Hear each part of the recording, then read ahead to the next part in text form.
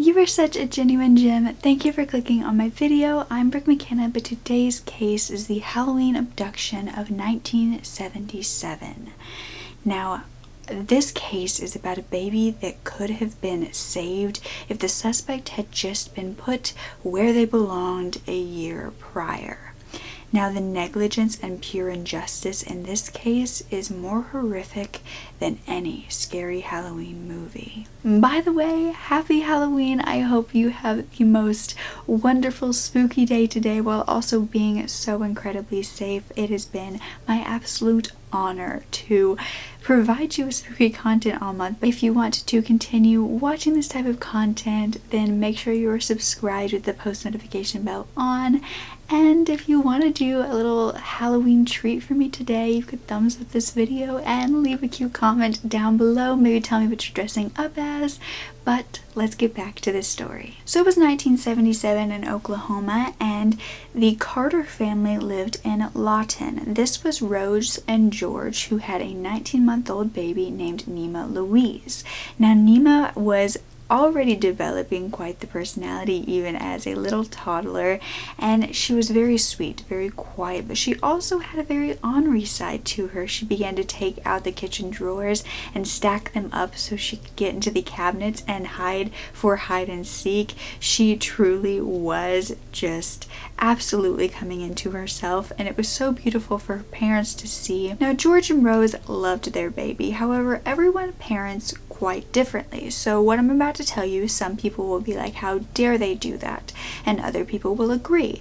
So it's something that you really just need to keep an open mind about as we continue this case. But they believed that Nima needed to kind of self-soothe. So when they would put her to bed and she would begin to cry, they decided to let her cry it out. This is something that's very controversial on whether it's better to just let the baby kind of earn that independence and kind of find ways to soothe itself back to sleep, or whether it's better to go in and kind of coddle and love and give them that comfort to go back to sleep. George and Rose believed that Nima could put herself back to sleep, and it had been going pretty well for them doing so. However, on Halloween night in 1977, this is what would happen. Nima would start crying. They would leave her to self-soothe. They wouldn't go in and check on her, and eventually the crying did stop, and they believed that she had done it, that she could do it herself.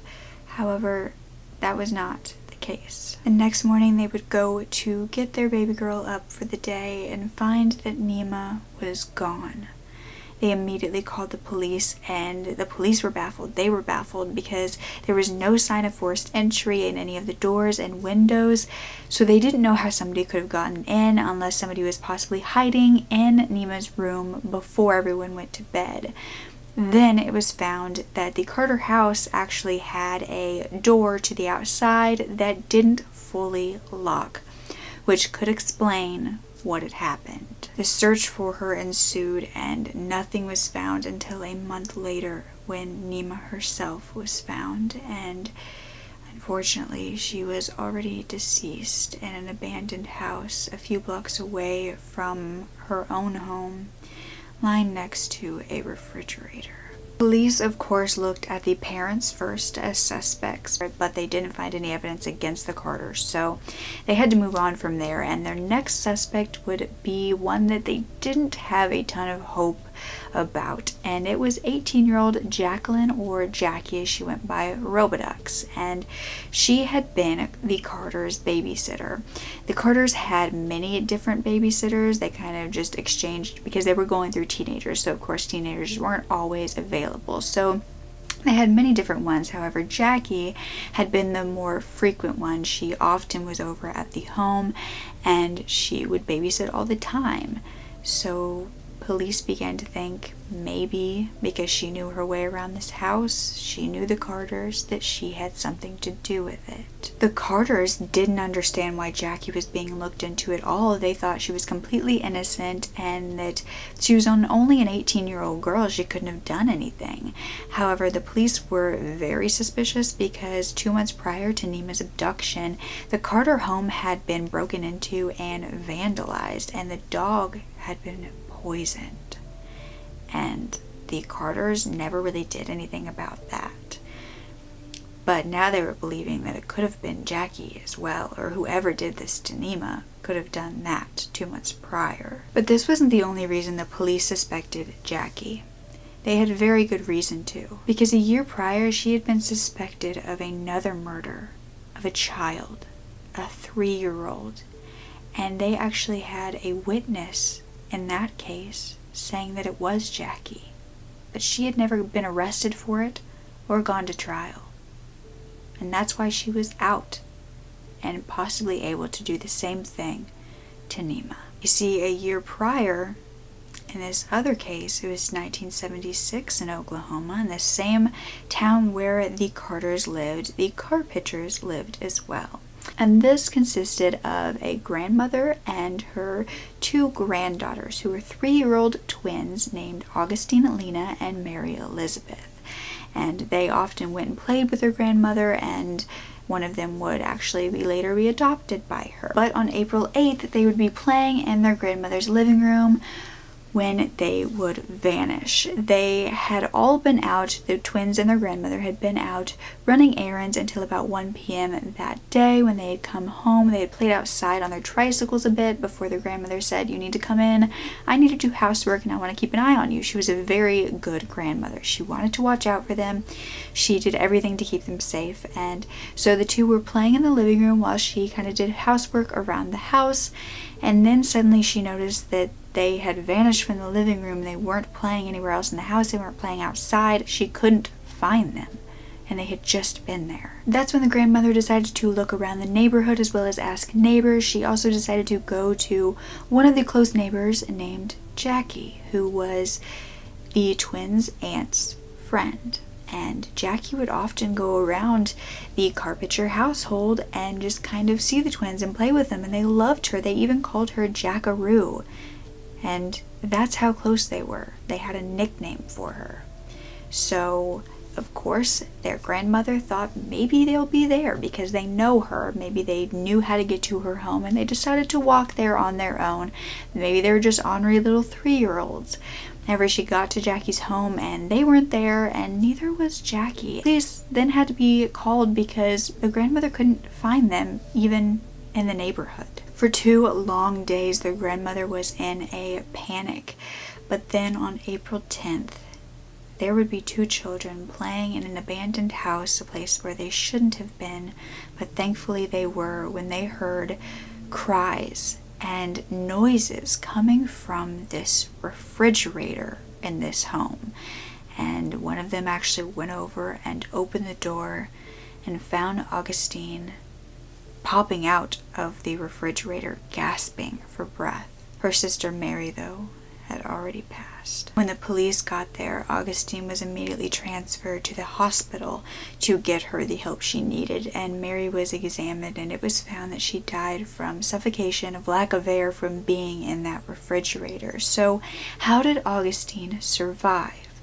Well, when her sister had passed away, she thankfully found this kind of gap in the refrigerator where it was like a pocket of air coming in, and she survived just off of that little slit in the refrigerator for 2 days. They let this 3-year-old recover, and then they began to talk to Augustine about what had happened, and she was very well spoken and she could really tell them what they needed to know. They asked, "Who put you there?" She immediately said, "Jackie."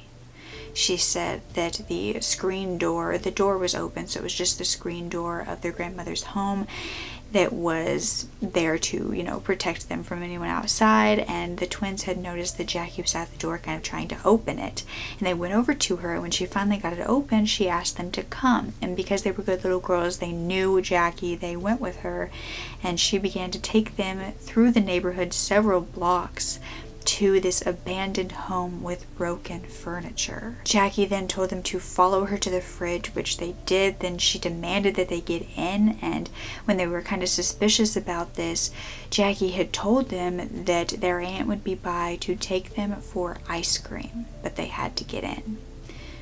Nobody ever came for them. So it was basically a miracle that these children had been in this home they weren't supposed to be in, playing, to hear Augustine's cries. It took 6 years for anything to be done in Mary Elizabeth's murder, even though there was a witness and a suspect that they really didn't look into. It was 1982 when they finally went to trial, but Jackie hadn't been locked away through this time.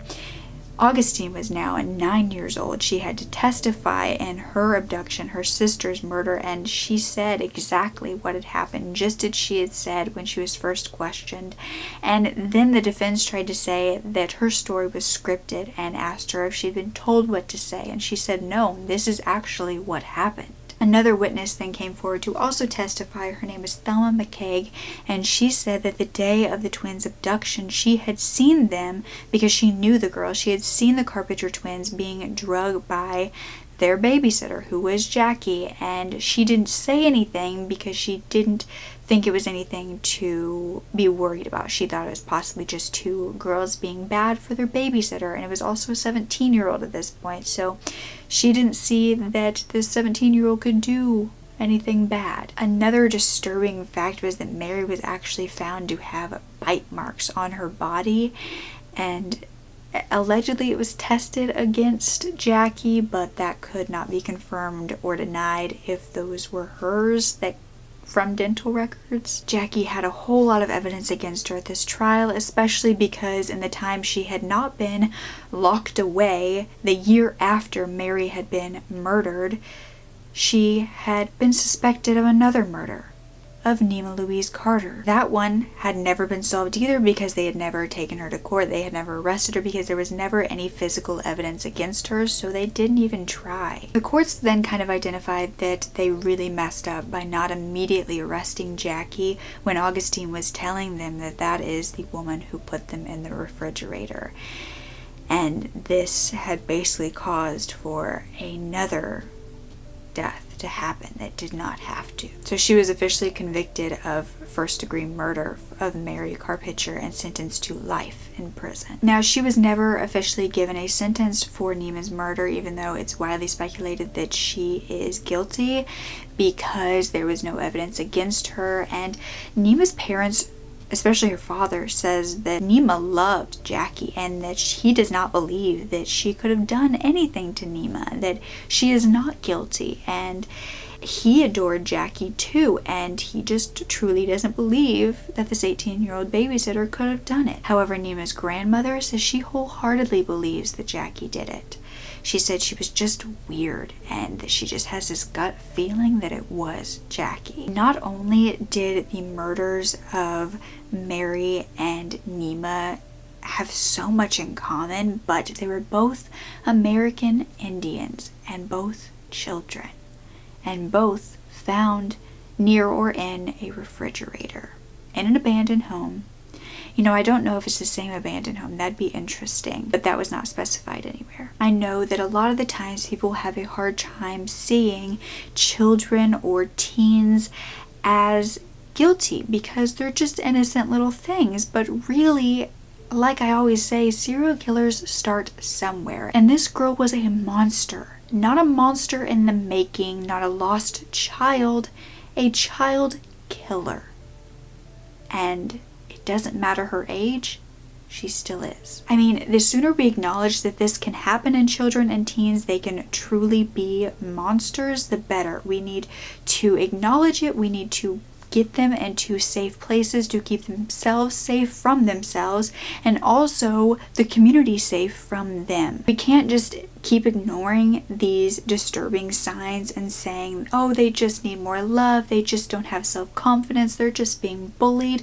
No, they need serious help, and we need to stop ignoring that. Jackie needed to be put away as soon as Augustine said her name, and it would have saved Nima's life if that would have been done. I cannot imagine how Augustine felt telling her story and then not being listened to.